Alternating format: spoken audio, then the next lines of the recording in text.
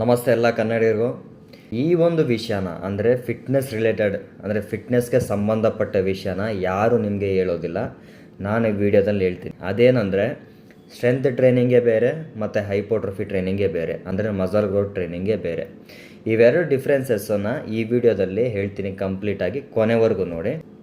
Most of all 80% ಜನ ಜಿಮ್ಗೆ ಹೋಗೋರೆಲ್ಲ ಏನು ಅನ್ಕೊತಾರೆ, ನಾನು ವೆಯ್ಟ್ಸ್ ಚೆಸ್ಟ್ ಲಿಫ್ಟ್ ಮಾಡೋದ್ರಿಂದ ನನ್ನ ಮಸಲ್ ಗ್ರೋತ್ ಕೂಡ ಆಗುತ್ತೆ, ಸ್ಟ್ರೆಂತ್ ಕೂಡ ಬಿಲ್ಡ್ ಆಗುತ್ತೆ ಅಂತ. ಆದರೆ ಇದು ಮಿತ್ತು. ಏನಂದರೆ ಇಲ್ಲಿ ಕಂಪ್ಲೀಟಾಗಿ ಡಿಫ್ರೆನ್ಸು ಇಲ್ಲ. ನೀವು ಸ್ಟ್ರೆಂತ್ ಟ್ರೈನಿಂಗ್ ಮಾಡೋದ್ರಿಂದ ಲೈಟಾಗಿ ಮಸಲ್ ಗ್ರೋತ್ ಕೂಡ ಆಗುತ್ತೆ. ಅದೇ ನೀವು ಹೈಪೋಟ್ರೋಫಿ ವರ್ಕೌಟ್ ಮಾಡೋದ್ರಿಂದ ಕೂಡ ಲೈಟಾಗಿ ಸ್ಟ್ರೆಂತ್ ಬಿಲ್ಡ್ ಆಗುತ್ತೆ, ಆದರೆ ಕಂಪ್ಲೀಟಾಗಿ ಬಿಲ್ಡ್ ಆಗೋದಿಲ್ಲ. ಇದೇ ಡಿಫ್ರೆನ್ಸು. ಫಸ್ಟ್ ಆಫ್ ಆಲು ನಾವು ಫಂಡಮೆಂಟಲ್ ತಿಳ್ಕೊಳ್ಳೋಣ, ಬೇಸಿಕ್ಕು. ಸ್ಟ್ರೆಂತ್ ಅಂದರೆ ಏನು? ಸ್ಟ್ರೆಂತ್ ಅಂದರೆ ನಮ್ಮ ನರ್ವಸ್ ಸಿಸ್ಟಮ್ಮು ಮತ್ತು ಬಾಡಿ ಕೋಆರ್ಡಿನೇಷನ್ನ ಇಂಪ್ರೂವ್ ಮಾಡಿ ಹೆವಿ ವೇಟ್ಸ್ನ ಲಿಫ್ಟ್ ಮಾಡೋದಕ್ಕೆ ಸ್ಟ್ರೆಂತ್ ಅಂತ ಕರಿತೀವಿ. ಓಕೆನಾ?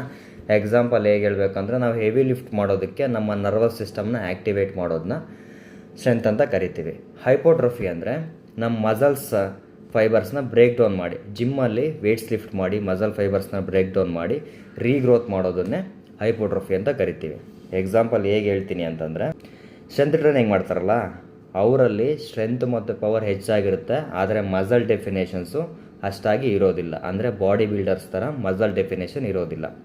ಅದೇ ಹೈಪೋಟ್ರೋಫಿ ವರ್ಕೌಟ್ ಮಾಡೋರಲ್ಲಿ ಮಸಲ್ಸ್ ಏನೋ ಚೆನ್ನಾಗಿ ಬಿಲ್ಡ್ ಆಗಿರುತ್ತೆ, ಎಲ್ಲ ಬಾಡಿ ಮಸಲ್ಸು ಬಿಲ್ಡ್ ಆಗಿರುತ್ತೆ, ಆದರೆ ಅವರಲ್ಲಿ ಸ್ಟ್ರೆಂತು ವೆಯ್ಟ್ ಲಿಫ್ಟರ್ ಥರ ಹೆಚ್ಚಿಗೆ ಇರೋದಿಲ್ಲ. ಇದೇ ಡಿಫ್ರೆನ್ಸು.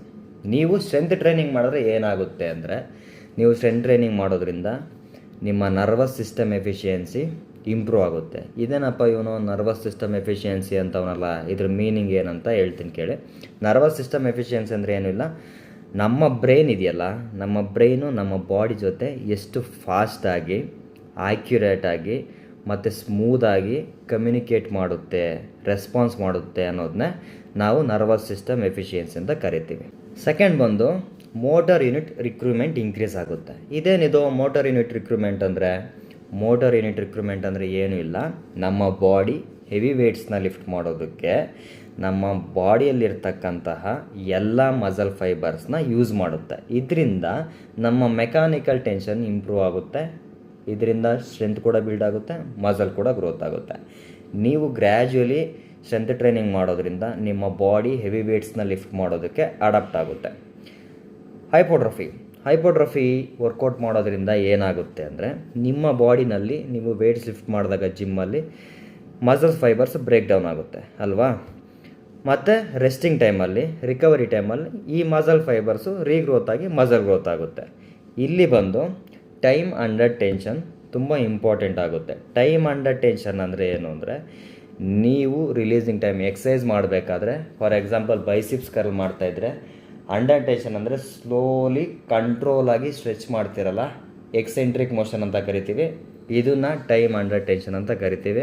ಇದಾದಷ್ಟು 3 ಸೆಕೆಂಡ್ಸಿಂದ 8 ಸೆಕೆಂಡ್ವರೆಗೂ ಇಟ್ಕೊಬೋದು ನೀವು ಮಸಲ್ ಗ್ರೋತ್ ಮಾಡಬೇಕಂತ ಇದ್ದರೆ. ಇವೆರಡೂ ಹೆಂಗಪ್ಪ ಟ್ರೈನ್ ಮಾಡೋದು, ಇದ್ರ ಡಿಫ್ರೆನ್ಸ್ ಏನು ಅಂತ ಹೇಳ್ತೀನಿ ಕೇಳಿ. ಫಸ್ಟು, ನೀವು ಸ್ಟ್ರೆಂತ್ ಟ್ರೈನಿಂಗ್ ಮಾಡ್ತಾಯಿದ್ರೆ ಇದರಲ್ಲಿ ಬಂದು ನಿಮಗೆ ಜಾಸ್ತಿ ಸೆಟ್ಸ್ ಇರುತ್ತೆ. ಹೈಪೋಟ್ರೋಫಿ ಥರ ಇರೋದಿಲ್ಲ, ನಿಮಗೆ 3 to 6 ಸೆಟ್ಸ್ ಇರುತ್ತೆ. ನೀವು 3 to 5 ರೆಪಿಟೇಷನ್ಸ್ ಮಾಡ್ತೀರಾ. ಇಲ್ಲಿ ಹೆವಿ ವೇಟ್ಸ್ನ ಲಿಫ್ಟ್ ಮಾಡ್ತೀರಾ. ಮತ್ತು ರೆಸ್ಟ್ ಟೈಮ್ ಪೀರಿಯಡ್ ಬಂದು ಇಲ್ಲಿ ಜಾಸ್ತಿ ಇರುತ್ತೆ. 2 ಮಿನಿಟ್ಸಿಂದ 4 ಮಿನಿಟ್ಸ್ವರೆಗೂ ರೆಸ್ಟ್ ಮಾಡಬೇಕಾಗುತ್ತೆ. ಇಲ್ಲಿ ಈಗೋ ಲಿಫ್ಟಿಂಗ್ ಮಾಡಬೇಕಾಗಿಲ್ಲ, ಪ್ರಾಪರಾಗಿ ಫಾರ್ಮ್ನ ಇಂಪ್ರೂವ್ ಮಾಡಬೇಕಾಗುತ್ತೆ. ಹೈಪೋಟ್ರೋಫಿ ಟ್ರೈನಿಂಗ್ ಅಂದರೆ ಇಲ್ಲಿ ನಿಮಗೆ ರೆಸ್ಟ್ ಪೀರಿಯಡ್ ಟೈಮ್ ತುಂಬ ಕಡಿಮೆ ಇರುತ್ತೆ, 60 ಸೆಕೆಂಡ್ಸ್ to 90 ಸೆಕೆಂಡ್ಸ್ ಇರುತ್ತೆ. ಇಲ್ಲಿ ರೆಪ್ ರೇಂಜ್ ಹೇಗಿರುತ್ತೆ ಅಂದರೆ 8 to 12 ಇರುತ್ತೆ. ನೀವು ಮಸಲ್ ಗ್ರೋತ್ ಮಾಡಬೇಕಂತ ಇದ್ದರೆ ನೀವು ಅಂಟಿಲ್ ಫೇಲ್ಯೂರ್ವರೆಗೂ ಟ್ರೈನ್ ಮಾಡಬೇಕಾಗುತ್ತೆ. ಅದು ಫೇಲ್ಯೂರ್ ಬಿಟ್ವೀನ್ 12 reps ಒಳಗಡೆ ಮಾಡಬೇಕಾಗುತ್ತೆ. ಓಕೆನಾ? ಇಲ್ಲಿ ಟೈಮ್ ಅಂಡರ್ ಟೆನ್ಷನ್ ತುಂಬ ಮ್ಯಾಟರ್ ಆಗುತ್ತೆ. ಮೊದಲೇ ಹೇಳಿದ್ದೀನಿ, ನಿಮ್ಮ ಮಸಲ್ಸು ಬರ್ನ್ ಫೀಲ್ ಮಾಡೋದೇ ಹೈಪೋಟ್ರೋಫಿ ಅಂತ ಹೇಳ್ಬೋದು. ಇವಾಗ ನಾನು ಬಿಗಿನರು, ಜಿಮ್ ರೀಸೆಂಟ್ಲಿ ಸ್ಟಾರ್ಟ್ ಮಾಡಿದ್ದೀನಿ, ಯಾವ ರೀತಿ ವರ್ಕೌಟ್ ಮಾಡಬೇಕಂತ ಗೊತ್ತಿಲ್ಲ ಅಂದರೆ ನೀವು ಮಿಕ್ಸ್ಡ್ ವರ್ಕೌಟ್ ಮಾಡಿ. ವೀಕ್ಲಿ 2 days ಸ್ಟ್ರೆಂಥನಿಂಗ್ ಮಾಡಿ, 3 days ಹೈಪೋಟ್ರೋಫಿ ವರ್ಕೌಟ್ ಮಾಡಿ.